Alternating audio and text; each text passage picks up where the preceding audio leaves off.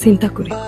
দেখ চিন্তা করে দেখ, তোর আমি আলাদা করে একটা ঘর নিলাম, সারাদিন কাম শেষে বাইর ফিরলাম, তোর হাতে গরম গরম ভাত খাইলাম।